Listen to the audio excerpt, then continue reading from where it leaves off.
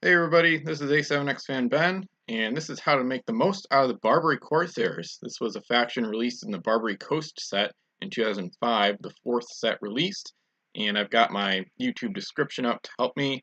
So the Barbary Corsairs are often known as one of the best minor factions and pretty much the best ones because they can run gold better than the other three minor factions, which are the Jade Rebellion, the Mercenaries, and the Vikings.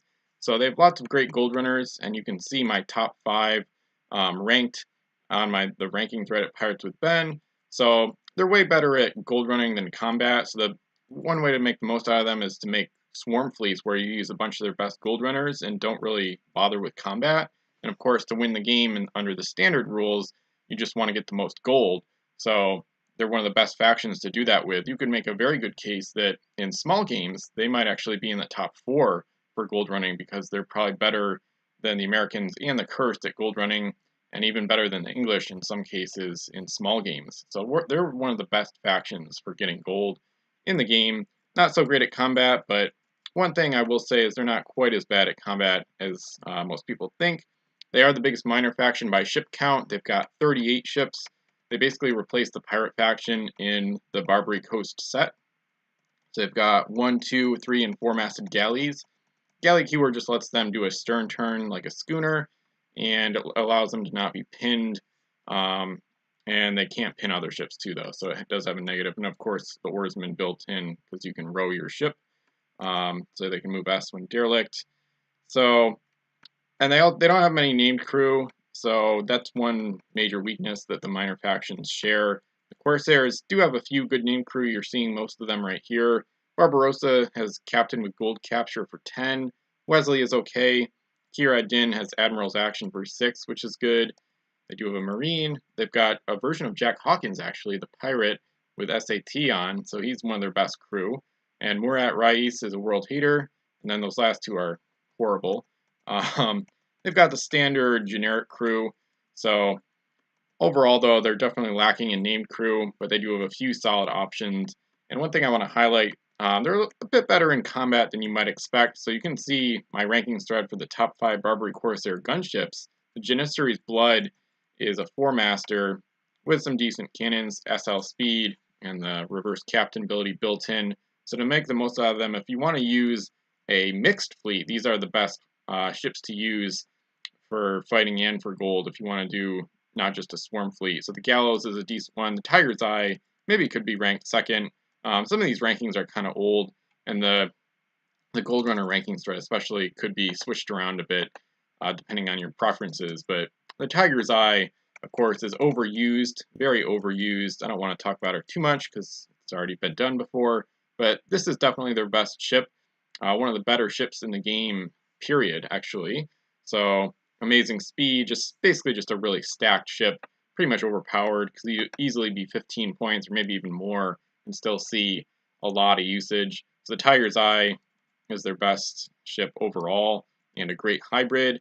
The Mashud, Nubian Prince, those are okay gunships as well.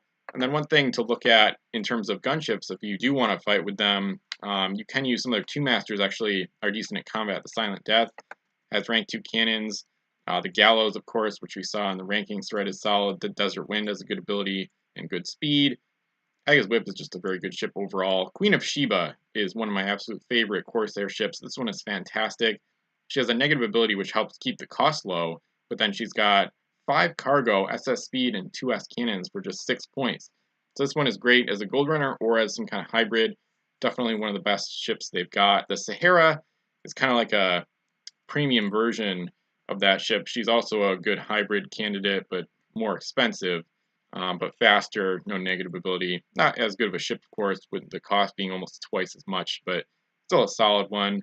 The Morocco is a great gold runner. The Griffin is an even better gold runner.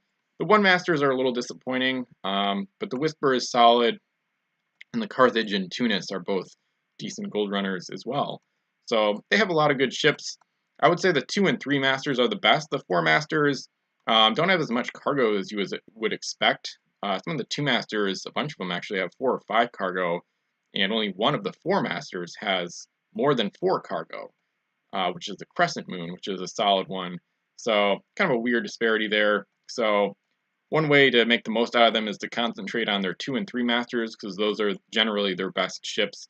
They still have good 4 and 1 masters, but 2s and 3s are their real strength. So one of the best ways to make the most out of them is just a swarm fleet with a lot of their cheap gold runners. So the Winds of Vengeance, 6 points for 3 mass, 4 cargo SS move.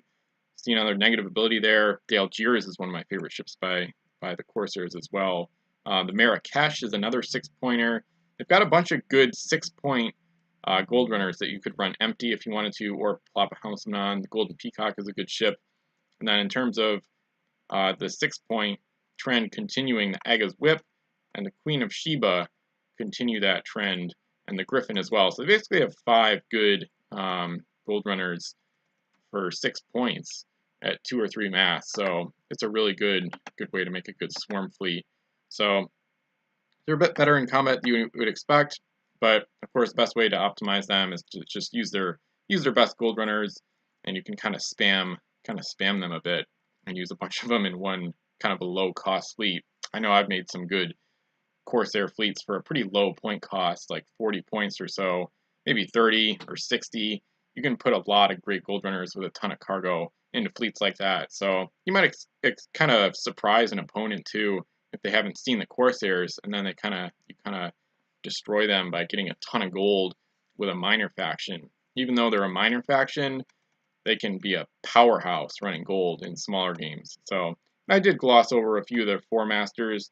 They've got some decent ones. It's just that the cannons get worse towards the stern, so it's hard for them to fight. Their bigger ships have a lot of crappy cannons, and a lot of the larger ships are just a little bit lackluster compared to the 2 and 3 masters, which give you great bang for your buck, or at least a lot of them do. So that's how to make the most of the Corsairs. You can check out links in the description below to those rankings threads. You can see the collection review series episodes reviewing all of their ships and crew.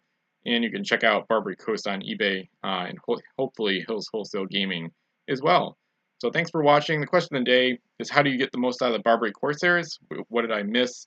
How do you like to optimize the faction? And do you enjoy or play them often as a faction? So like, comment, and subscribe, and I'll see you once again for more Pirates videos.